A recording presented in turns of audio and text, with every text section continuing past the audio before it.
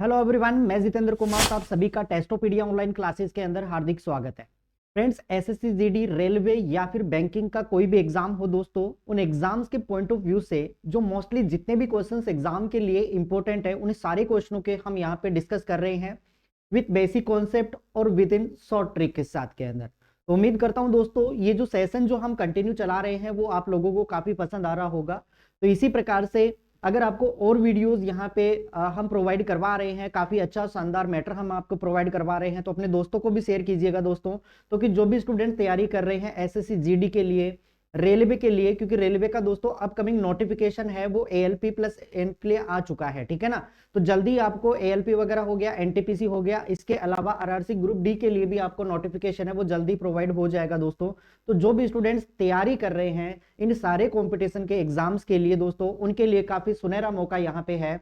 तो हम बिल्कुल उसी कड़ी को बरकरार रखते हुए कुछ ऐसे क्वेश्चनों के ऊपर हम बात करेंगे जो लगातार एग्जाम्स के अंदर पूछे जा रहे हैं और जिन क्वेश्चनों के आने की संभावनाएं हैं वो एग्जाम के अंदर 100 to 100% बनती है। तो फर्स्ट ऑफ ऑल दोस्तों, अगर अभी तक आपने हमारे चैनल को सब्सक्राइब नहीं किया है तो चैनल को सब्सक्राइब कर लीजिएगा और बेल आइकन प्रेस कर लीजिएगा ताकि आपको क्लास का नोटिफिकेशन है वो ऑन टाइम प्रोवाइड हो सके। तो शुरुआत करते हैं दोस्तों आज के हमारे इस सेशन की पहले क्वेश्चन के साथ के अंदर। सेशन का पहला क्वेश्चन दोस्तों आपके सामने कुछ इस प्रकार से दिया गया है कि एक आदमी 5,000 रुपए में एक मशीन खरीदता है और 1 वर्ष बाद वह इसे 6,000 रुपए के अंदर बेच देता है। 2 वर्ष बाद वह फिर से उसी मशीन को 8,000 रुपए में खरीदता है और उसे 10,000 रुपए में बेच देता है। आपको बताने कि दोनों लेन देन के लिए उसका समग्र लाभ प्रतिशत कितना होगा। दोस्तों अभी अगर हम बात करें तो मोस्टली 2023 के अंदर दोस्तों जो दिल्ली पुलिस का जो एग्जाम हुआ है उसमें सेम पैटर्न के क्वेश्चन पूछे गए हैं, या फिर अगर मैं बात करूं एसएससी सीजीएल प्री का जो 2023 का दोस्तों जो एग्जाम लगा था सीपीओ एसआई का, वहां पे भी सेम पैटर्न के क्वेश्चन बनने लगे हैं। तो उम्मीद करता हूं सेशन का पहला क्वेश्चन है वो आप सभी स्टूडेंट्स के लिए काफी मजेदार और काफी इंटरेस्टिंग रहेगा। तो दोस्तों शुरुआत करते हैं इस क्वेश्चन के सॉल्यूशन के ऊपर। क्वेश्चन आप सभी स्टूडेंट्स ने गौर से पढ़ लिया होगा कि फर्स्ट ऑफ ऑल एक आदमी है वो 5,000 रुपए हैं वो 1 साल खरीदता है और फिर 1 वर्ष बाद में उसको 6,000 रुपए के अंदर बेच देता है। 2 साल बाद में सेम पैटर्न यूज करते हुए वह उसको 8,000 रुपए में खरीदता है और 10,000 रुपए में बेच देता है। आपको बताना है इस पूल प्रोसेस के अंदर उसको ओवरऑल कितने परसेंट का प्रॉफिट हुआ। तो शुरुआत करते हैं इस क्वेश्चन के सॉल्यूशन के ऊपर। गौर कीजिएगा दोस्तों, यहाँ पे अगर मैं बात करूँ ना तो फर्स्ट ऑफ ऑल 5,000 रुपए वो कैंडिडेट यहाँ पे लगाता है, ठीक है। 5,000 रुपए लगाता है, 5,000 रुपए में खरीदता है और 6,000 रुपए में इसको बेच देता है, यानी कि कुल मिला के इसको यहाँ पे प्रॉफिट होता है दोस्तों 1,000 रुपीज का, ठीक है। 1,000 रुपीज का इनको क्या होता है दोस्तों प्रॉफिट होता है पहले केस के अंदर। सेकंड की अगर मैं बात करूं तो सेकंड में कैंडिडेट क्या करेगा, 8,000 रुपए में परचेज करता है और इसको 10,000 रुपीज के अंदर क्या कर देता है, सेल कर देता है। तो अगर यहाँ पे प्रॉफिट की हम बात करें ना तो ओवरऑल कुल मिला के इसको 2,000 रुपए का यहाँ पे क्या हो जाता है दोस्तों प्रॉफिट हो जाता है। तो अगर मैं बात करूं टोटल प्रॉफिट की, अगर टोटल प्रॉफिट की हम बात करें ना तो ध्यान दीजिएगा यहाँ पे कि टोटल प्रॉफिट आपके पास में जो हुआ, टोटल प्रॉफिट जो आपके सामने हुआ वो हुआ 1,000 रुपए का, तो यहाँ पे हो गया प्लस 2,000 रुपए का आगे हो गया, यानी कि टोटल मिला के अगर हम बात करें तो टोटल ओवरऑल जो प्रॉफिट हुआ वो हो गया 3,000 रुपए का। अब दोस्तों ध्यान दीजिएगा हमारे पास प्रॉफिट निकल के आ चुका है, टोटल प्रॉफिट निकल के आ चुका है। अब हम बात करेंगे कि प्रॉफिट परसेंटेज हमेशा किसके ऊपर काउंट किया जाता है, कॉस्ट प्राइस के ऊपर। तो टोटल कॉस्ट प्राइस कितनी होगी यहाँ पे वो भी चीज हम काउंट कर लेते हैं। तो टोटल अगर मैं कॉस्ट प्राइस की बात करूँ ना तो फर्स्ट ऑफ ऑल वो खरीदता है कितने रुपए में, 5,000 रुपए के अंदर, और फिर उसके बाद में खरीदता है 8,000 रुपए के अंदर, यानी कि टोटल मिला के अगर हम बात करें तो 5,000 और 8,000 मिला करके टोटल कॉस्ट प्राइस हुआ वो हमारे पास कितना हो गया, 13,000 रुपए। अब हमारे को क्या कैलकुलेट करना है, टोटल कॉस्ट प्राइस हमारे पास आ चुका, टोटल प्रॉफिट हमारे पास आ चुका, तो क्या यहाँ से हम total overall profit percentage calculate कर सकते हैं। तो बहुत ही अच्छा और शानदार तरीके से ध्यान दीजिएगा यहाँ पे, अगर मुझे प्रॉफिट परसेंटेज कैलकुलेट करना है तो फर्स्ट ऑफ ऑल जितना भी प्रॉफिट हुआ है वो यहाँ पे हम वो पुट करेंगे 3,000 रुपए का, और उसके बाद में टोटल कॉस्ट प्राइस हमारा कितना है 13,000 रुपए का, और परसेंटेज में कन्वर्ट करने के लिए हम क्या कर देंगे, इंटू 100 कर देंगे। सॉल्व आउट करेंगे यहाँ से तो देखो 3 जीरो से 3 जीरो कैंसिल आउट हो गया, यानी कि हमारे पास बचा 3 इंटू 100 यानी कि 300, और इसको हम डिवाइड कर देंगे 13 से। तो कैलकुलेशन करेंगे तो यहाँ पे ध्यान दीजिएगा, 13 से 2 से बाहर गया, ये 13 दूना 26 बच गया हमारे पास कितना, 4 बच गया, 13 3 39 हो गया, ठीक है ना, 13 3 कितना हो गया 39। फिर हमारे पास कितना बचा दोस्तों, 1 बच गया, तो 13 7 91, ठीक है ना, 13 7 91। तो आप इसको देखो, लगभग अगर मैं बात करूं ना तो लगभग ये जो हमारा रिक्वायर्ड परसेंटेज रहेगा ना, ये लगभग चला जाएगा 23 पॉइंट समथिंग के ऊपर। तो ऑप्शन के अंदर आप गौर करेंगे ना, ऑप्शन के अंदर जब आप गौर करेंगे तो फर्स्ट ऑप्शन आपको दिया गया 18.75%, जो बिल्कुल 23% के नजदीक नहीं है, इसका मतलब ये आंसर नहीं बनेगा। मैं ऑप्शन बी के ऊपर बात करता हूं तो हमें दिया गया 15.23%, ठीक है ना, तो 15.23% भी 23 के नजदीक नहीं है। फिर हम बात करते हैं 20.23%, ये भी इसके नजदीक नहीं है, केवल एक ही ऑप्शन आपको दिख रहा है 23.08%। तो ये इस क्वेश्चन का क्या बन जाएगा दोस्तों, राइट आंसर बन जाएगा। उम्मीद करता हूं पहला क्वेश्चन सभी स्टूडेंट्स को बेहतरीन तरीके से समझ में आ चुका होगा। तो दोस्तों जो भी 2024 के अंदर एग्जाम लगेंगे उन एग्जाम के लिए ये क्वेश्चन है वो काफी इंपॉर्टेंट बनता है, ठीक है। तो बढ़ते हैं अगले क्वेश्चन की तरफ। नेक्स्ट क्वेश्चन देखिएगा, नेक्स्ट क्वेश्चन आपके सामने कुछ इस प्रकार से दिया गया है कि जब किसी वस्तु का विक्रय मूल्य 111 रुपए बढ़ जाता है तो आपको बताना है कि 25% की हानि है वो 12% के लाभ में कन्वर्ट हो जाती है, बदल जाती है। वस्तु का क्रय मूल्य ज्ञात कीजिए कि कितने रुपए उसका कॉस्ट प्राइस रहा होगा। फर्स्ट ऑफ ऑल दोस्तों, अगर मैं कहूं कि मान लेते हैं कि उस वस्तु का जो कॉस्ट प्राइस है ना वो हम मान लेते हैं 100 रुपीज है, मान लेते हैं कि उस वस्तु का कॉस्ट प्राइस कितना है, 100 रुपीज है।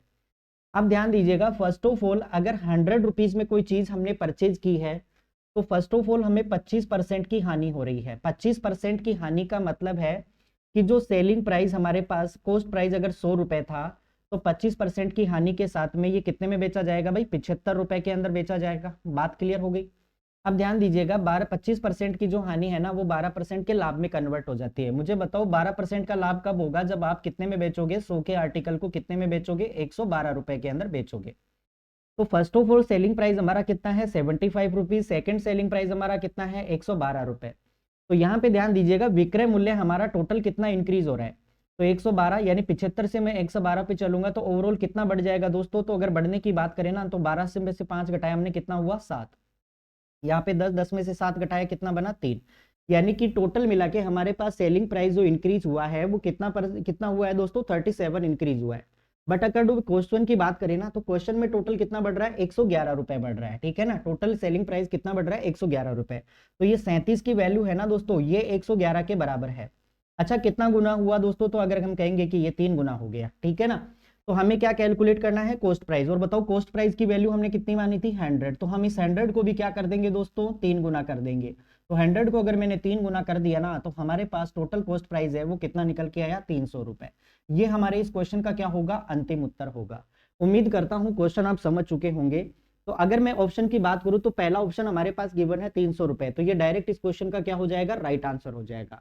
सेकंड ऑप्शन 290 नहीं होगा, थर्ड ऑप्शन 295 नहीं होगा, और थर्ड ऑप्शन, फोर्थ ऑप्शन हमारे पास 305 है, ये भी इस क्वेश्चन का राइट आंसर नहीं बनेगा। तो ऑप्शन का राइट आंसर क्या बना, 300 रुपए। क्वेश्चन सभी स्टूडेंट्स को समझ में आ चुका होगा दोस्तों, बहुत इंपॉर्टेंट क्वेश्चन है। दिल्ली पुलिस जो 2023 का हेड कांस्टेबल का जो एग्जाम हुआ था दोस्तों, उसमें ये क्वेश्चन पूछा जा चुका है। मैं बढ़ता हूं सीधे अगले वाले क्वेश्चन के ऊपर। नेक्स्ट वाला क्वेश्चन हम डिस्कस करते हैं। तो ध्यान दीजिएगा, क्वेश्चन आपके सामने काफी शानदार और काफी मजेदार क्वेश्चन है कि दो वस्तुएं हैं एक्स और वाई के क्रय मूल्य समान है, कॉस्ट प्राइस दोनों का क्या है, इक्वल है। वस्तु एक्स को 20% लाभ पर और वस्तु वाई को एक्स के विक्रय मूल्य से 126 रुपए कम में बेचा जाता है। मतलब वाई क्या करता है, एक्स ने जितने में सेल की है उससे 126 रुपए कम में क्या करता है, इसको सेल आउट कर देता है। यदि दोनों वस्तुओं को बेचने पर निकल लाभ 14% है, यदि दोनों वस्तुओं को वो बेच रहा है तो वहां पे ओवरऑल जो प्रॉफिट परसेंटेज है वो 14% है। तो आपको बताना है कि प्रत्येक वस्तु का क्रय मूल्य कितना रहा होगा। ठीक है, बहुत गजब और काफी शानदार क्वेश्चन है दोस्तों। आजकल इस पैटर्न के क्वेश्चन है वो बहुत बनने लगे हैं, तो ये ध्यान दीजिएगा। सीधे सीधे क्वेश्चन वो नहीं पूछेगा, तो यहाँ पे हम इसके लिए क्या कॉन्सेप्ट यूज करेंगे, क्या हमारी अप्रोच रहेगी, तो उसको ध्यान दीजिएगा। इस क्वेश्चन को करने से पहले फर्स्ट ऑफ ऑल दोस्तों हम एक कॉन्सेप्ट यहाँ पे समझेंगे। कॉन्सेप्ट यहाँ पे ये है कि अगर मैं कहूँ कि कोई दो वस्तुएं हैं उनका कॉस्ट प्राइस क्या है, इक्वल है, तो मैं मान लेता हूँ ये कॉस्ट प्राइस है और ये दो आर्टिकल हमारे पास है जिनको हमने 100 रुपए के अंदर क्या किया है दोस्तों, खरीदा है। बात समझ में आ गई, दो दो 100 रुपए के अंदर हमने इसको क्या कर लिया है, खरीद लिया है। कोई दो आर्टिकलों की बात की जा रही है। फर्स्ट आर्टिकल है दोस्तों ये 20% प्रॉफिट के साथ में सेल किया जाता है, और सेकंड जो हमारे पास है ये 40% है वो उसके साथ में सेल किया जाता है, ठीक है ना। 40% मान लीजिए या 10% के साथ में मैं इसको मान लेता हूं ताकि हमारे पास कैलकुलेशन थोड़ी इजी हो जाएगी, ठीक है। 10% लॉस के साथ में इसको क्या किया जाता है, बेच दिया जाता है।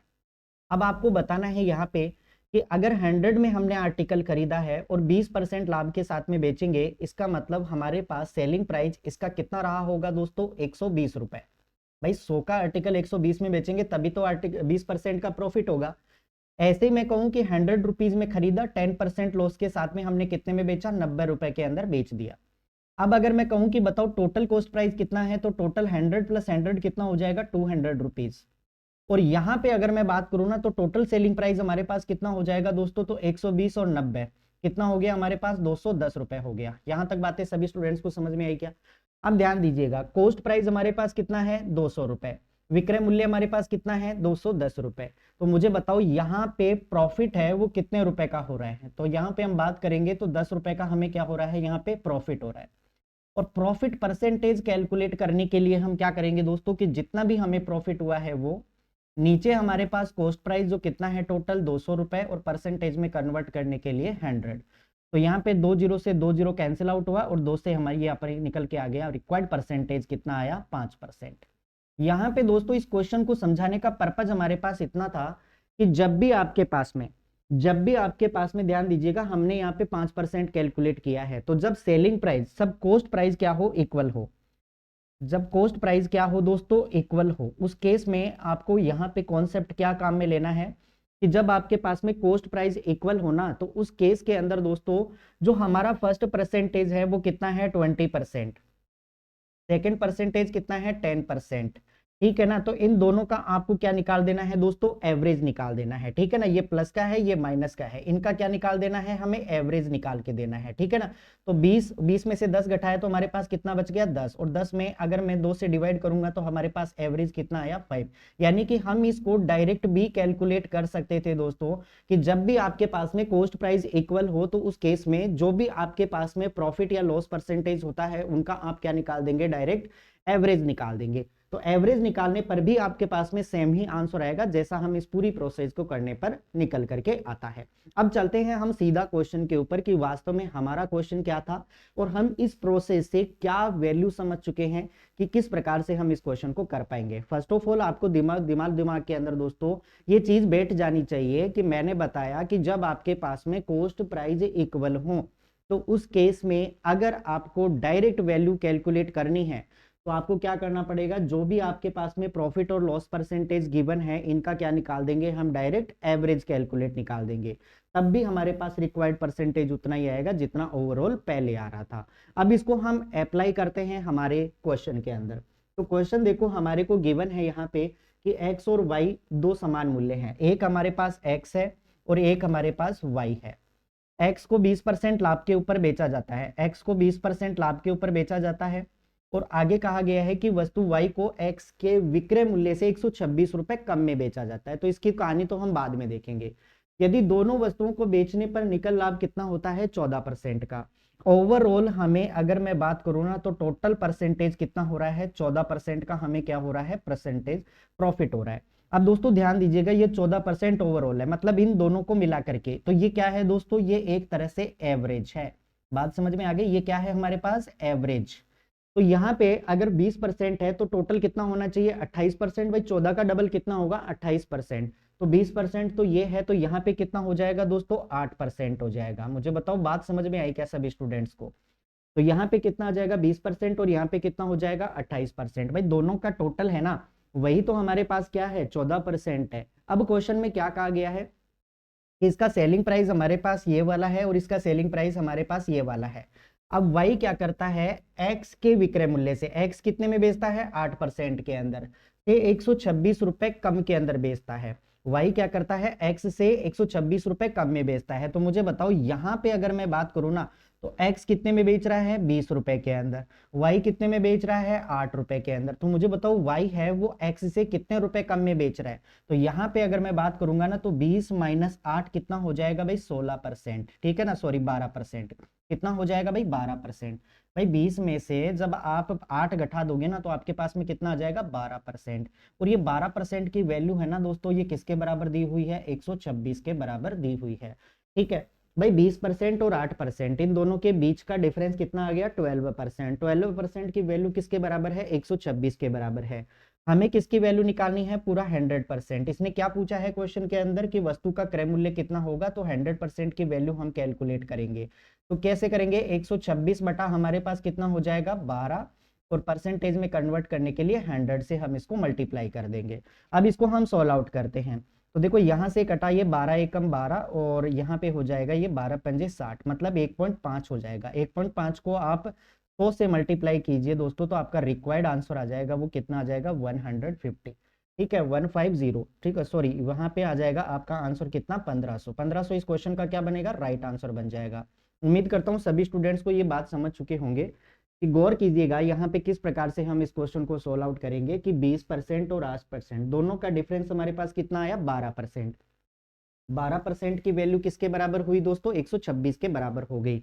हमें पूरा 100% कैलकुलेट करना है। तो 100% कैलकुलेट करने के लिए हम क्या करेंगे दोस्तों, यहाँ पे ध्यान दीजिएगा ये हो गया 10.5 गुना, तो इसको आप इससे मल्टीप्लाई करेंगे तो आपके पास में रिक्वायर्ड आंसर कितना आ जाएगा भाई 1500। कौन से ऑप्शन में गिवन है आपके पास में, सॉरी यहाँ पे ध्यान दीजिएगा थोड़ा कैलकुलेशन यहाँ पे मिस्टेक हुआ है, फिर से हम यहाँ पे चेक करेंगे। अच्छा यहाँ तक की बातें सभी स्टूडेंट्स को समझ में आ चुकी होंगी कि यहाँ पे पूरा 12% की वैल्यू दोस्तों किसके बराबर है 126 के बराबर है। भाई कितना गुना हुआ ये, तो कितना गुना हुआ भाई 12 एकम 12 0 और 12 पंजे 60 हमारे पास हो गया। यानी कि यहाँ पे मैं लिख सकता हूँ 10.5। हमें पूरा क्या चाहिए 100% चाहिए, तो 100% को भी हम क्या कर देंगे 10.5 गुना कर देंगे तो हमारे पास रिक्वायर्ड आंसर कितना आ जाएगा 1050 रुपए। ये इस क्वेश्चन का क्या होगा दोस्तों फाइनल आंसर हो जाएगा। उम्मीद करता हूं अब सभी स्टूडेंट्स को समझ में आ चुका होगा, तो option number C will be right answer हो जाएगा। ठीक है, बढ़ते हैं अगले क्वेश्चन की तरफ। काफी अच्छा क्वेश्चन है, एग्जाम ओरिएंटेड क्वेश्चन है, आपको इन फ्यूचर 2024 के अंदर दोस्तों सेम पैटर्न के क्वेश्चन है वो देखने को मिलेंगे, क्योंकि अभी अभी लेटेस्ट एग्जाम्स के अंदर ये क्वेश्चन पूछे गए हैं और कुछ ट्रेंड यहाँ पे चेंज किया गया है। तो इन फ्यूचर 2024 के अंदर चाहे आप रेलवे का एग्जाम दो, चाहे आप एसएससी का एग्जाम दो या फिर कोई भी स्टेट गवर्नमेंट का एग्जाम दो, वहां पे सेम पैटर्न के क्वेश्चन आपको देखने को मिल सकते हैं। बढ़ते हैं अगले क्वेश्चन की तरफ। नेक्स्ट क्वेश्चन देखिए, नेक्स्ट क्वेश्चन आपके सामने है दोस्तों कि एक कॉइंस बेस्ड क्वेश्चन है दोस्तों। ठीक है, पिछले अगर मैं बात करूं तो ट्रेंडिंग 2-3 साल से लगभग ये क्वेश्चन है वो बनता आ रहा है हर एक एग्जाम के अंदर। आपने देखा होगा कि अगर आपने राजस्थान के एग्जाम दिए हैं तो राजस्थान के एग्जाम्स के अंदर दोस्तों अगर हम बात करें पटवारी का एग्जाम हुआ है, वीडियो का एग्जाम हुआ है, तो वीडियो मेंस के एग्जाम्स के अंदर आपसे सेम पैटर्न का क्वेश्चन पूछा गया है। ठीक है, यहाँ पे एसएससी के अंदर तो ट्रेंडिंग बना हुआ है आजकल, पिछले 3 सालों से कोइंस बेस्ड क्वेश्चन बनते आ रहे हैं। तो ध्यान दीजिएगा क्या इसका सॉल्यूशन होगा, क्या क्वेश्चन है, क्या इसकी डिमांड है। 25 पैसे, 50 पैसे, 2 रुपए और 5 रुपए के सिक्कों की संख्या का अनुपात क्रमशः 5:4:3:1 दिया हुआ है। यदि सिक्कों की कुल राशि 285 रुपए है तो आपको बताना है कि 25 पैसे और 5 रुपए के सिक्कों की संख्या के बीच का डिफरेंस कितने का होगा, ये आपको कैलकुलेट करना है। दोस्तों ध्यान दीजिएगा, यहाँ पे अगर हम बात करें ना तो सबसे पहले 25 पैसे, 50 पैसे, 2 रुपए और 5 रुपए के आपके पास में क्या रखे हुए हैं, कॉइन्स रखे गए हैं। तो एक काम करते हैं हम, यहाँ पे ये क्या है इनकी फेस वैल्यू दी गई है, तो जितने भी पैसे हैं या तो उनको आप रुपए में कन्वर्ट कर लीजिए या फिर जितने भी रुपए हैं उनको आप पैसों में कन्वर्ट कर लीजिए, ताकि कैलकुलेशन आपके लिए क्या हो जाएगी, आसान हो जाएगी। सॉल्व करते हैं इस क्वेश्चन को। तो ध्यान दीजिएगा यहाँ पे अगर मैं बात करूं तो हमारे पास जो सिक्के हैं दोस्तों वो किस किस फॉर्मेट के अंदर है, 25, 50, 2 और 5। ठीक है ना, यानी कि फर्स्ट ऑफ ऑल अगर मैं बात करूं तो हमारे पास है 25 पैसे के सिक्के, दूसरा है हमारे पास 50 पैसे के सिक्के। अब दोस्तों ध्यान दीजिएगा आगे हमारे पास है 2 रुपए, तो इस रुपए को भी मैं किस में कन्वर्ट कर लेता हूं, पैसों में। तो 1 रुपए में 100 पैसे होते हैं, तो 2 रुपए में कितने होंगे 200, यानी कि मैं यहाँ पे मान के चलता हूं कि 200 पैसे के हमारे पास यहाँ पे कॉइन्स हैं और 5 रुपए, 1 रुपए के अंदर 100 सिक्के होते हैं तो 5 में कितने होंगे 500, यानी कि 500 पैसे हमारे यहाँ पे हो गए। पूरा डिटेल आप सॉल्यूशन समझना दोस्तों, इन फ्यूचर कभी भी आपके क्वेश्चन है वो गलत नहीं होंगे। ठीक है, चाहे आप किसी का भी एग्जाम दे रहे हो, चाहे एसएससी का दे रहे हो, ट्रेड का दे रहे हो, आर्मी का दे रहे हो, या फिर यूपी पुलिस का जो आपके पास में अपकमिंग एग्जाम है उसका एग्जाम दे रहे हो, तो कोई सा भी एग्जाम दो आप, सेम पैटर्न से आप क्वेश्चन करोगे तो कहीं पर भी आपके गलत नहीं होंगे। ये है ना दोस्तों, ये है हमारे पास क्या, फेस वैल्यू। ये हमारे पास निकल के आ गई फेस वैल्यू जो हमें दिखाई दे रही है। ठीक है, क्लियर यहां तक बात। अब आगे चलते हैं, इन सिक्कों का जो अनुपात है, अनुपात यानी कि नंबर ऑफ कॉइन्स की अगर मैं बात करता हूं, तो नंबर ऑफ कॉइन्स दोस्तों वो हमारे हैं किस अनुपात के अंदर, क्वेश्चन में देखते हैं 5:4:3:1 के अनुपात में है। ठीक है ना, यानी कि 5 अनुपात, फिर उसके बाद में 4 अनुपात, फिर इसके बाद में 3 अनुपात, और फिर इसके बाद में 1 के अनुपात में ये गिवन है आपको 5:4:3:1, 5:4:3:1। अब ठीक है, अब ध्यान दीजिएगा यहां पे अगर मैं बात करूं दोस्तों कि आपके पास में 5 सिक्के हैं 25 पैसे के, तो मुझे बताओ टोटल पैसे कितने हुए। तो 25 को 5 से मल्टीप्लाई करेंगे तो 125 पैसे आपके पास यहाँ पे हुए।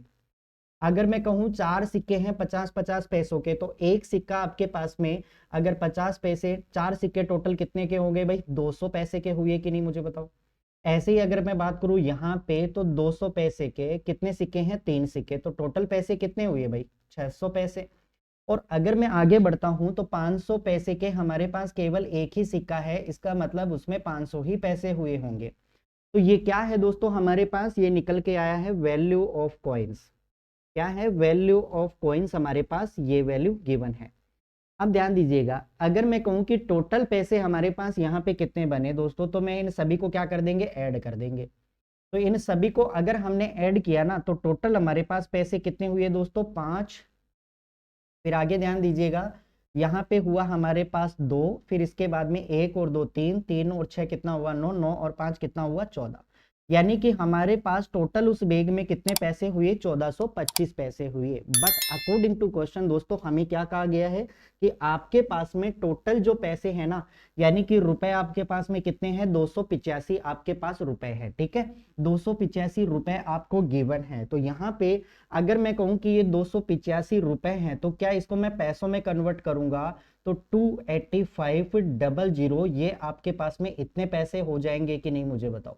क्योंकि 1 रुपए में 100 पैसे होते हैं, तो 285 में कितने होंगे, तो यहाँ पे हम इसको 100 से मल्टीप्लाई कर देंगे, मतलब 28,500 पैसे हो जाएंगे हमारे पास। अब इस वैल्यू को मैं रखता हूं वहां पे। ठीक है, तो यहाँ पे हमारे पास इसकी वैल्यू कितनी दी गई है, 28,500 हमें ये वैल्यू गिवन है दोस्तों। ये किसके बराबर है, 1425 के बराबर है। हमें क्या निकालना है, टोटल एक की वैल्यू कैलकुलेट करना है। तो एक किसके बराबर हो जाएगा, तो 285,000, और उसके बाद में इसको डिवाइड कर देंगे किससे, 1425 से हम इसको डिवाइड कर देंगे। सॉल्व करेंगे, तो सॉल्व करने पर ध्यान दीजिएगा, अगर मैं इसको 2 से मल्टीप्लाई करता हूं ना, तो क्या ये यहाँ पे एग्जिस्ट करेगा, बिल्कुल।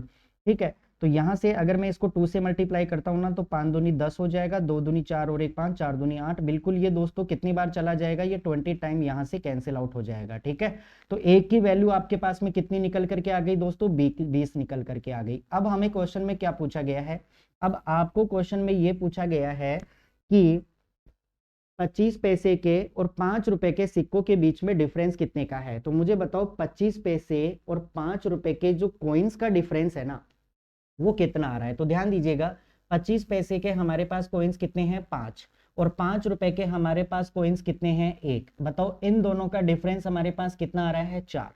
तो 4 की वैल्यू किसके बराबर होगी, तो 4 को भी मैं कितना गुना कर दूंगा भाई, 1 की वैल्यू हमने 20 निकाली थी, तो 4 को भी 20 गुना कर देंगे, तो 20 चौके हमारे पास आंसर कितना आ जाएगा दोस्तों, 80।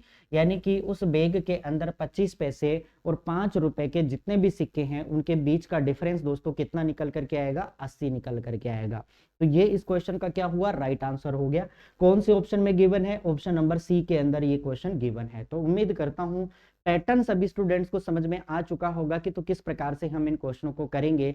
बहुत ही इजी कॉन्सेप्ट है दोस्तों, और ये कॉन्सेप्ट जब आप यूज करोगे ना, तो आपके सारे डाउट्स है वो यहाँ पे खत्म हो जाएंगे। भाई एक की वैल्यू हमने 20 निकाली, तो टोटल 4 की वैल्यू कितनी हो जाएगी, 80 हो जाएगी। तो ये वैल्यू जब पैटर्न हम लिखेंगे ना, तो इस प्रकार के किसी भी क्वेश्चन है वो आपका गलत नहीं होगा इन फ्यूचर के अंदर। बढ़ते हैं सीधा अगले क्वेश्चन की तरफ। नेक्स्ट क्वेश्चन देखिए, नेक्स्ट क्वेश्चन आपके सामने है कि इलेक्शन बेस्ड क्वेश्चन है दोस्तों। लेटेस्ट अगर मैं कहूं 2023 का बिल्कुल एसएससी सीजीएल का क्वेश्चन है। ध्यान दीजिएगा, इन एन इलेक्शन, एक इलेक्शन के अंदर या दो प्रत्याशियों के बीच है एक चुनाव में पात्र मतदाताओं में से 80% ने अपना वोट डाला, मतलब जितने भी पात्र कैंडिडेट थे, जितने भी एलिजिबल कैंडिडेट थे, 80% ने क्या किया, वोट डाला। डाले गए 5% मतों को क्या कर दिया गया, अवैध घोषित कर दिया गया। एक प्रत्याशी को 10,545 मत मिले, जो कुल वैध मतों का कितना था, 75% था।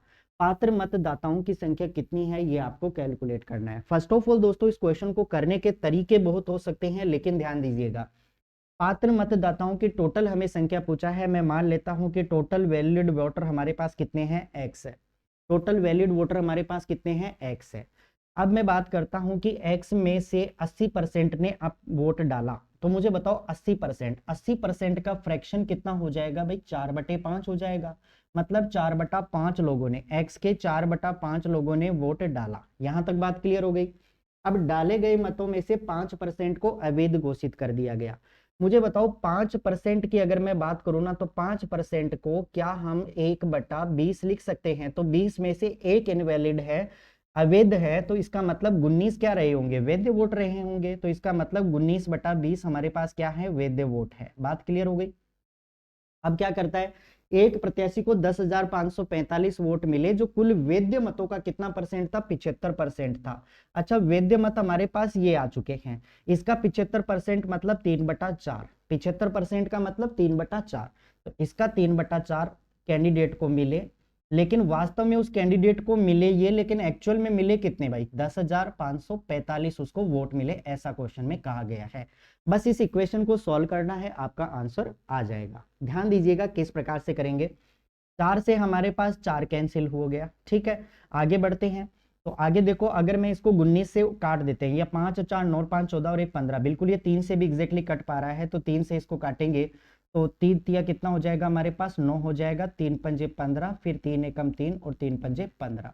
19 से इसको काटेंगे तो 19 एकम 19, हमारे पास कितना बच गया भाई, या एक काम करते हैं, हम इसको डायरेक्ट 19 से काट दे तो भी हमारे पास इजी हो सकता है ये वैल्यू, ठीक है ना। तो यहाँ पे हम इसको डायरेक्ट 19 से काटते हैं, तो ध्यान दीजिएगा 10 हमारे पास है 545। अगर मैं इसको डायरेक्ट 19 से काटता हूँ ना, तो 19 5 कितने होते हैं हमारे पास, 95। बचा कितना भाई, इसमें से 95 कम कर देंगे तो 10 हो जाएगा, फिर 19 5 कितना हो जाएगा हमारे पास, 95, ठीक है। और फिर हमारे पास कितना हो जाएगा, 104, 104 यानी कि 19 5 95, 555। अब यहाँ से हम 3 से एग्जैक्टली काट सकते हैं इसको, तो 3 एकम 3, 3 आठे 24 और 3 पंजे 15, यानी कि 185। भाई 5 × 20 को जब हम 185 से मल्टीप्लाई करेंगे ना, तो x की वैल्यू हमारे पास कितनी आ गई, 20 पंजे 100, और इस 100 को मल्टीप्लाई करना है 185 से, तो आपका जो रिक्वायर्ड आंसर होगा ना, वो होगा 18500, यानी कि 18,500 उस चीज के अंदर टोटल क्या होंगे, पात्र उम्मीदवार होंगे। क्वेश्चन आप सभी स्टूडेंट समझ चुके होंगे किस प्रकार से आपको कैलकुलेशन करनी है। तो हमारे इस क्वेश्चन का जो राइट आंसर होगा ना, वो होगा option number B will be right answer, ठीक है। बेहतरीन कॉन्सेप्ट है दोस्तों, इससे इजी कॉन्सेप्ट इस क्वेश्चन का नहीं हो सकता। कि मान लेते हैं टोटल वोट हमारे पास एक्स थे, एक्स का 80%, 80% का मतलब 4/5, ठीक है, कैंडिडेट्स वोट डालते हैं।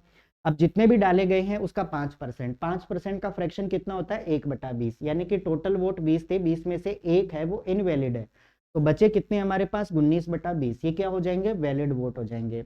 अब जो कैंडिडेट है जिसको वोट मिले हैं, वो वैलिड वोटों का 75% है। वैलिड वोट हमारे पास ये है, इसका 75% मतलब 3/4, क्या दिया हुआ है, 10,545। जब इस कैलकुलेशन को सॉल्व आउट करेंगे ना, तो आपके पास में जो आंसर आएगा वो 18,500 आएगा। उम्मीद करता हूं क्वेश्चन सभी स्टूडेंट्स को बेहतरीन तरीके से और शानदार तरीके से समझ में आ चुका है। तो अगर सेशन आपको अच्छा लग रहा है दोस्तों, तो लाइक जरूर कर दीजिएगा, क्योंकि और भी बहुत शानदार क्वेश्चन आपके सामने मैं अवेलेबल लेकर आ रहा हूँ, जो आपके लिए एग्जाम्स के अंदर काफी इफेक्टिव होंगे, और जहां पे आप बिना कैलकुलेशन किए क्वेश्चन को चिपका सकते हो, ठीक है।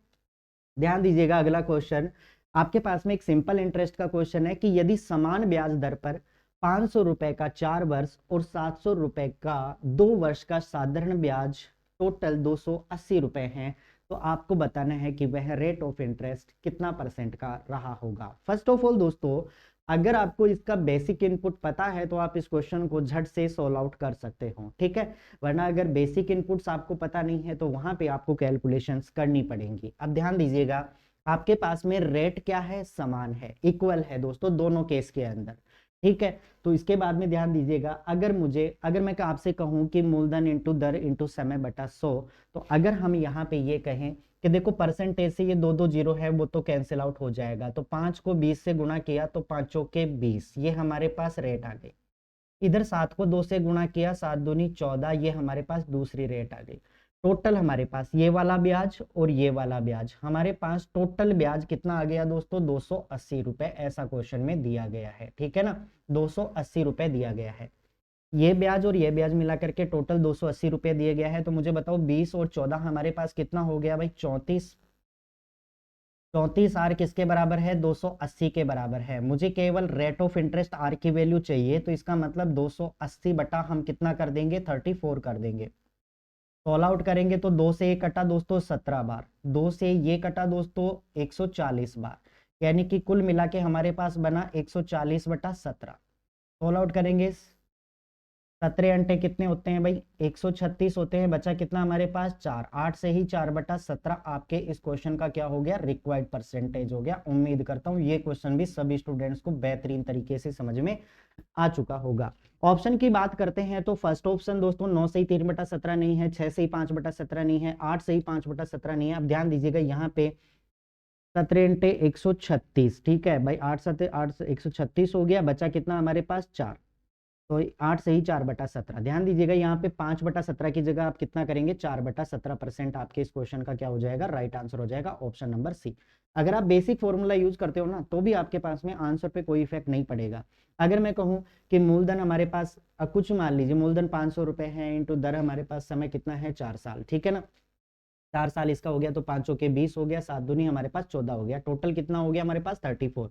ये वैल्यू किसके बराबर है, 280 के बराबर है। तो 280 के बराबर है ना, तो 34 आर की वैल्यू 280 के बराबर है, तो आर की वैल्यू कितनी हो जाएगी, तो 280 बटा 34 हो जाएगा। मतलब ये कितना हो गया हमारे पास 17, ये कितना हो गया 140। 17 7 119, 17 इंटू 136, 17 नाम की कितने होते हैं भाई, तो 9 7 63 और 9 6 15, ये तो ज्यादा निकल जाएगा, तो हम इसको किससे 8 से ही मल्टीप्लाई करेंगे। ठीक है, तो 8 7 56 बच गया, तो 4 बन गया, यानी कि हमारा राइट आंसर हो गया 8 से ही 4 बटा 17। क्वेश्चन सभी स्टूडेंट समझ होंगे। अगर आप मूलधन इंटू दर इंटू समय यूज करके भी करोगे ना तो भी इस क्वेश्चन का राइट आंसर यही आएगा। बढ़ते हैं अगले क्वेश्चन के ऊपर। तो सिंपल इंटरेस्ट का काफी इफेक्टिव क्वेश्चन था दोस्तों, दिल्ली पुलिस के अंदर आपका ये क्वेश्चन बन चुका है। नेक्स्ट क्वेश्चन देखिए कि मदन का क्रिकेट मैचों की 19 पारियों का औसत स्कोर 65 रन है। मदन नाम का कोई कैंडिडेट है दोस्तों, उसकी 19 पारियों के रनों का औसत कितना है, 65 रन है। ज्ञात करें कि औसत स्कोर 67 तक बढ़ाने के लिए 65 से स्कोर कितना जाना चाहिए, 67 तक जाना चाहिए, कि 20वीं पारी में उसको कितने रन बनाने होंगे, ये आपको कैलकुलेशन करनी पड़ेगी। अब दोस्तों ध्यान दीजिएगा, एक तो तरीका ये होता है कि 19 पारियों का औसत स्कोर 65 है, तो आप 19 पारियों के टोटल रन निकाल लीजिए, तो 19 इंटू कितना हो जाएगा हमारे पास, 65 हो जाएगा। ठीक है, फिर 20वीं पारी खेलता है तो एवरेज उसको कितना बनाना है, 67 बनाना है। तो यहाँ पे अगर मैं कैलकुलेट करूंगा तो 19 5 कितने होते हैं, 95 बच गए ना। 19 छिके कितना होता है भाई, 9 छिंगे 54 और 4 5 11, 114 होता है। 114 में आप 9 ऐड कर दीजिए, 114 में जब आप 9 ऐड कर देंगे ना तो कितना बन जाएगा, 123 बन जाएगा क्या।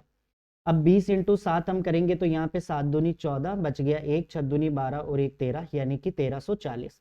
इन दोनों को आप घटा दीजिए, तो यहाँ पे घटाएंगे ना तो 10 में से 5 घटाया 5 बना यहाँ पे, और हमारे पास इधर कितना बन गया दोस्तों, 10 में से 5 घटाया 5 बन गया, इधर 3 में से 3 घटाया 0 बन गया, 3 में से 2 घटाया 1 बन गया, यानी कि रिक्वायर्ड हमारे पास रन कितने आ जाएंगे, 105। लेकिन दोस्तों एक तो तरीका है ये इस क्वेश्चन को करने का, तो इससे भी बेहतरीन तरीका हम इस यहाँ पे यूज में ले सकते हैं, और वो तरीका क्या है ध्यान दीजिएगा भाई। वैसे तो आंसर हो गया 105, लेकिन आप इसको एक दूसरे तरीके से भी कर सकते हो कि हमारे पास एवरेज कितना है 65, नया एवरेज इसको कितना बनाना है 67, मतलब एवरेज को कितना बढ़ाया है इसने, 2 बढ़ाया है। अब ये एवरेज 2 बढ़ेगा ना, ये क्यों बढ़ेगा, क्योंकि इसने टोटल कितनी पारियां खेली है, 20वीं पारी। अगर 20 पारियां ये नहीं खेलता तो ये एवरेज बढ़ता नहीं, वो क्या हो जाता, 65 ही रहता।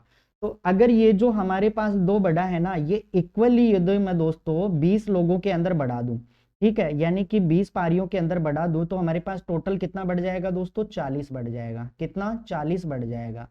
अब अगर मैं कहूं कि जो भी कैंडिडेट आया है ना, वो स्टार्टिंग का जो भी एवरेज था 65 जो इसका एवरेज था ना उससे कितना 40 अधिक हमारे पास होगा, तो कितना हो जाएगा हमारे पास 105।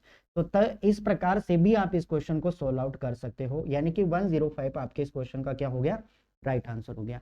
तो या तो आप बेसिक फंडे से करें इस क्वेश्चन को, या फिर आप बाई ऑप्शन हिट करके भी आप इस क्वेश्चन को इजी और सिंपल वे से बना सकते हो। ठीक है भाई, 19 पारियों का एवरेज क्या होता है, एवरेज होता है equal distribution of any product any number, किसी भी प्रोडक्ट का बराबर बराबर बंटवारा ही क्या कहलाता है दोस्तों, एवरेज कहलाता है।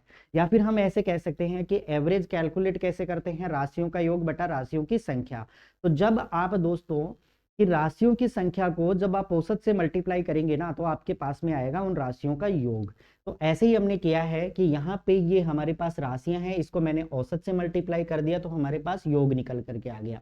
यानी कि 19 पारियों में टोटल रन कितने बने हैं, 1235, और 20 पारियों में टोटल रन कितने बनने थे, 1340। इसका मतलब रन उसको एक्स्ट्रा कितने बनाने हैं, 105 उसको रन बनाने हैं। बस ये इस क्वेश्चन का क्या हो गया, राइट आंसर हो गया। उम्मीद करता हूं क्वेश्चन सभी स्टूडेंट्स समझ चुके होंगे। बढ़ते हैं सीधा अगले क्वेश्चन के ऊपर। नेक्स्ट क्वेश्चन देखिए, 8 पुरुष एक कार्य को 45 दिन में पूरा कर सकते हैं और 8 महिलाएं उसी कार्य को 18 दिन में पूरा कर सकती हैं। 5 पुरुष और 8 महिलाएं मिलकर उसी कार्य को कितने समय में पूरा करेंगे, ये आपसे पूछा गया है। दोस्तों टाइम एंड वर्क का बेहतरीन क्वेश्चन है जो एग्जाम्स के अंदर पूछा जा चुका है। अब ध्यान दीजिएगा, इस क्वेश्चन का सॉल्यूशन हम किस प्रकार से करेंगे। फर्स्ट ऑफ ऑल आपको दिया गया है कि 8 पुरुष हैं, वो किसी काम को 45 डेज के अंदर करते हैं, यानी कि वर्क दोनों जगह पे क्या है, इक्वल है। और सेम वर्क दोस्तों 8 जो वीमन है यानी कि महिलाएं हैं, वो उसी काम को कितने दिन में करती हैं, 18 दिन में करती हैं। मतलब वर्क दोनों जगह पे क्या है, इक्वल है।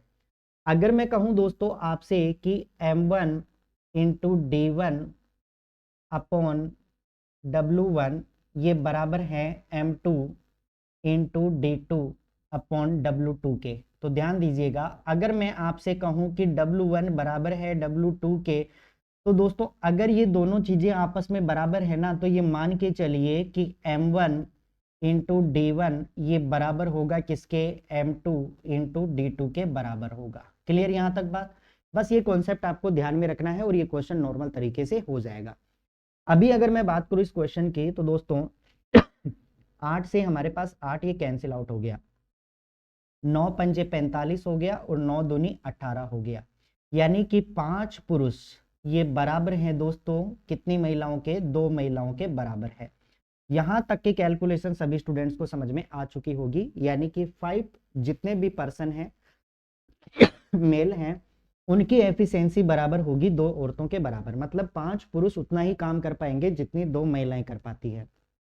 अब यहाँ पे या तो आप फर्स्ट लैंग्वेज को पुट करें या सेकंड लैंग्वेज को पुट करें, आंसर दोनों से सेम ही आना है। कैसे, ध्यान दीजिएगा, अगर यहां पे हम बात करें ना, तो क्वेश्चन में आपसे कहा गया है कि 8 पुरुष किसी काम को 45 दिन में करते हैं, तो आपको अब बताना क्या है दोस्तों कि 5 पुरुष प्लस 8 वीमन उसी कार्य को कितने दिन में करेंगे, x दिन में करेंगे। हमें कुल मिला के ये x की वैल्यू फाइंड आउट करनी है। अब दोस्तों ध्यान दीजिएगा, आपको यहाँ तो आप इन सभी को क्या कर दीजिए, पुरुष बना दीजिए, या फिर इन सभी को क्या कर दीजिए, महिला बना दीजिए। तो एक काम करता हूं मैं, इन सभी को मैं पुरुष बना देता हूं। क्यों बनाऊंगा, क्योंकि यहाँ पे पुरुष बनाना आसान है। तो ध्यान दीजिएगा, 8 पुरुष हैं वो 45 डेज में हैं, तो यहाँ पे अगर मैं बात करूं तो 8 वीमन। मुझे बताओ 2 औरतों के बराबर 5 पुरुष हैं, तो 8 पुरुषों के बराबर अगर मैं इसको 4 से मल्टीप्लाई कर दूं तो 8 वीमन, और इसको 4 से मल्टीप्लाई कर दूं तो ये पांचों के 20 पुरुष। मतलब 8 औरतों के बराबर कितने पुरुष हो जाएंगे, 20 पुरुष हो जाएंगे। तो क्या यहाँ पे 8 वीमन की जगह मैं 20 पुरुष रख सकता हूँ क्या, तो 5 पुरुष ये और 20 पुरुष ये, टोटल कितने हो गए हमारे पास, 25 पुरुष। ये कितने दिन में करेंगे, x दिन में करेंगे। बस आपको x की वैल्यू फाइंड आउट करनी है, आपका आंसर आ चुका है। अगर x की वैल्यू हमें कैलकुलेट करनी है ना, तो ये ध्यान दीजिएगा यहाँ पे कि 8 इंटू 45, 8 इंटू 45 इसको डिवाइड करना है दोस्तों किससे, 25 से आपको डिवाइड करना है। तो 5 से ये कटा 5 बार और यहाँ पे कटा ये 9 बार। ठीक है, तो ये कितना हो जाएगा, 9 अंटे 72, 72 बट्टा हमारे पास कितना है 5। 72 में जब आप 5 का भाग दे रहे होंगे ना, तो यहाँ पे देखिए सभी के अंदर 5 लगा हुआ है, तो हम इसको थोड़ा कन्वर्ट कर लेते हैं। तो 5 एकम 5 हो गया, यानी कि 14 पंजे 70 हो गया, यानी कि 14 से ही 2/5 हमारे पास क्या हो गया, इस क्वेश्चन का राइट आंसर हो गया। 14 से ही 2/5 इस क्वेश्चन का क्या हो जाएगा, राइट आंसर हो जाएगा। कौन से ऑप्शन में आपको गिवन है, अगर मैं कहूँ तो ऑप्शन नंबर सी यहाँ पे हमें दिखाई दे रहा है, तो ये इस क्वेश्चन का क्या हो जाएगा, राइट आंसर हो जाएगा। पूरी प्रोसेस दोस्तों आप सभी स्टूडेंट्स समझ चुके होंगे कि किस प्रकार से इस क्वेश्चन को इजी और सिंपल बनाया जा सकता है। MWT के ऊपर बेस से ये क्वेश्चन और काफी इजी क्वेश्चन है, उम्मीद करता हूँ सभी स्टूडेंट्स को समझ में आ चुका होगा। बढ़ते हैं अगले क्वेश्चन की तरफ। पाइप एंड टैंक का क्वेश्चन है दोस्तों। तो अगर आपको टाइम एंड वर्क का कॉन्सेप्ट पता है तो पाइप एंड सिस्टम वाले क्वेश्चन है उनको आप बेहतरीन तरीके से सोल्व आउट कर सकते हो, क्योंकि पैटर्न दोनों का लगभग सेम रहेगा, बस थोड़ी लैंग्वेज का यहाँ पे आपको चेंजेस देखने को मिलेंगे। अगर इस क्वेश्चन की बात करते हैं ना, a pipe can fill a tank in 30 hours, एक पाइप है वो किसी टैंक को 30 मिनट में भर सकता है। Due to a leakage at the bottom, यानी कि तल में एक रिसाव है, मतलब कोई छेद है जिसके कारण it is filled in 50 hours, यह 50 घंटे में भर जाता है। How much time will the leakage take to empty the completely filled tank, यानी कि उस रिसाव के कारण ये पूरा टैंक है वो कितने समय में भर जाएगा, ये आपसे क्वेश्चन में पूछा गया है। दोस्तों ये क्वेश्चन है up to CGL mains level तक पूछा जा चुका है, तो बहुत ही इंपॉर्टेंट बनता है आपके एग्जाम के पॉइंट ऑफ व्यू से। देखिए किस प्रकार से हम इस क्वेश्चन को सॉल्व आउट करेंगे, क्या अपनी अप्रोच रहेगी और किस वे से हम इस क्वेश्चन को इजी बना सकते हैं। तो ध्यान दीजिएगा कि आपके पास में एक तो है नल, यानी कि टैंक है हमारे पास, ठीक है ना, ये हो गया हमारे पास एक टैंक है, ठीक है। एक पाइप, यानी कि जिसको आप पाइप भी ले सकते हो, तो इसको मैं यहाँ पे पाइप ले लेता हूँ, ठीक है। एक हमारे पास क्या है, पाइप है, और एक तरफ हमारे क्या है, पाइप तो है ही है, साथ के अंदर आपके पास एक होल भी है, एक छेद भी लगा हुआ है, ठीक है ना। अब पाइप है वो इस टैंक को कितने घंटे में भरता है, 30 घंटे के अंदर, मतलब 30 आवर्स के अंदर इसको भर देता है। और जो पाइप प्लस होल है, यानी कि पाइप के साथ में क्या है दोस्तों, एक नीचे छेद भी है, जिसके कारण ये पूरा टैंक कितने में भरता है दोस्तों, 50 घंटे के अंदर भरता है, ऐसा क्वेश्चन में कहा गया है। अब हम मान लेते हैं कि इस टैंक की टोटल कुछ ना कुछ कैपेसिटी रही होगी, तो कैपेसिटी हम मान लेते हैं 30 और 50 का एलसीएम, तो 30 और 50 का एलसीएम हमारे पास कितना हो जाएगा, 150 लीटर। यानी कि मैं ऐसा मान के चलता हूं कि इस टैंक के अंदर टोटल जो हमारे पास पानी आ सकता है, यानी कि इस टैंक की टोटल कैपेसिटी कितनी है, 150 लीटर की है। तो पाइप है वो 30 घंटे में 150 लीटर पानी भरता है, तो एक घंटे में कितना भरेगा भाई, 5 लीटर पानी भरेगा। अगर पाइप प्लस होल अगर दोनों एक साथ चलते हैं तो ध्यान दीजिए 50 घंटे में 150 लीटर पानी अगर भर रहा है तो एक घंटे में कितना भरेगा भाई, 3 लीटर पानी भरेगा। बात क्लियर हो गई यहाँ तक। अब मुझे बताओ, अगर ये पाइप की एफिशिएंसी है, इसकी एफिशिएंसी अगर इसमें से मैं कम कर दूंगा तो मेरे पास किसकी एफिशिएंसी बचेगी, होल की, मतलब छेद की, रिसाव की हमारे पास क्या बचेगी, एफिशिएंसी बचेगी। तो यहाँ पे अगर मैं बात करूं तो 5 में से अगर मैं 3 यहाँ पे कम कर दूं ना, तो हमारे पास 2 लीटर पर आवर हमारे पास क्या होगा, एफिशिएंसी ऑफ होल, यानी कि एफिशिएंसी ऑफ होल, यानी कि छेद की हमारे पास क्या हो जाएगी दोस्तों, क्षमता हो जाएगी, कैपेसिटी हो जाएगी। यहां तक उम्मीद करता हूं सभी स्टूडेंट्स को समझ में आ चुका होगा।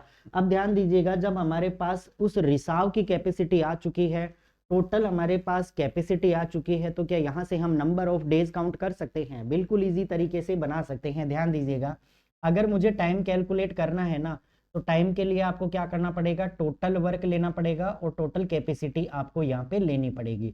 टोटल वर्क हमारे पास कितना है, 150 लीटर इसको भरना है। अच्छा, रिसाव की कैपेसिटी हमारे पास कितनी है, 2 लीटर, तो 2 से हम इसको काटेंगे ना, तो इसका मतलब इसको कितने घंटे लगेंगे दोस्तों, 75 घंटे लगेंगे। ये हमारे इस क्वेश्चन का क्या हो जाएगा, राइट आंसर हो जाएगा। बिल्कुल इजी और सिंपल तरीके से, ठीक है। काफी गजब का क्वेश्चन था दोस्तों, जो एग्जाम के अंदर पूछा जा चुका है, वो सबसे बेस्ट और सबसे शानदार तरीका, इससे बढ़िया तरीका आपको यहाँ पे देखने को, मतलब किसी भी प्लेटफॉर्म पे आपको देखने को नहीं मिलेगा। तो सेशन अगर आपको अच्छा लग रहा है दोस्तों, एक बार लाइक जरूर कर दीजिएगा सभी के सभी स्टूडेंट्स, क्योंकि यहाँ पे धमाकेदार शुरुआत है दोस्तों, वो हम कर चुके हैं, ठीक है। तो आज के लिए दोस्तों मैं उम्मीद करता हूँ ये सेशन आप सभी स्टूडेंट्स के लिए काफी इफेक्टिव रहा और काफी मजेदार सेशन रहा, ठीक है। तो इन्हीं शुभकामनाओं के साथ में दोस्तों आज के सेशन को हम यहाँ पे समाप्त करते हैं और मिलते हैं आपसे नेक्स्ट क्लास के अंदर। तो अभी तक अगर आपने हमारे चैनल को शेयर नहीं किया है तो शेयर कर दीजिएगा, सब्सक्राइब कर लीजिएगा और बेल आइकन जरूर प्रेस कर लीजिएगा दोस्तों, ताकि जो भी स्टूडेंट्स तैयारी कर रहे हैं उनको नोटिफिकेशन है वो क्लास का ऑन टाइम प्रोवाइड हो सके और वो क्लास को ज़्यादा से ज़्यादा एंजॉय कर सके। इन्हीं शुभकामनाओं के साथ में आज के सेशन को हम यहाँ पे समाप्त करते हैं। Okay, thank you, good bye.